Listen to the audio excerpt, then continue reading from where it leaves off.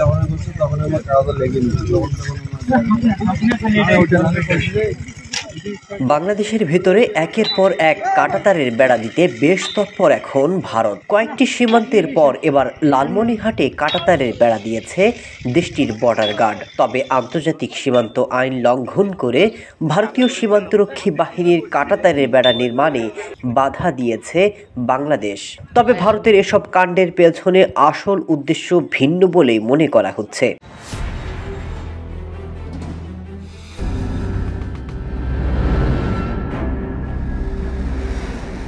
এশিয়ার দ্বিতীয় বৃহত্তম বিমান ঘাঁটি হতে যাচ্ছে লালমনিরহাটে, আর এই বিমান ঘাঁটি নির্মাণে বাংলাদেশকে সহায়তা করবে চীন। এমন খবরে দিশেহারা হয়ে পড়েছে ভারত সরকার। ভারতের শিলিগুড়ি থেকে মাত্র 12 কিলোমিটার দূরে অবস্থিত লালমনিরহাটে যদি বিমান ঘাঁটি নির্মাণ হয় তাহলে সেটি হবে ভারতের মাথা ব্যথার কারণ। আর এই কারণে সীমান্তে বিভিন্ন ধরনের বিশৃঙ্খলায় নেমেছে ভারতের নিরাপত্তা বাহিনী।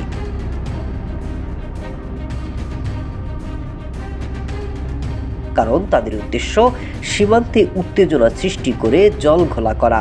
আর এ নিয়ে পরিস্থিতি ভিন্ন দিকে মোড় নিলে ফয়দা নেবে ভারত। এমন অবস্থায় সতর্ক অবস্থানে রয়েছে বাংলাদেশের নিরাপত্তা বাহিনী।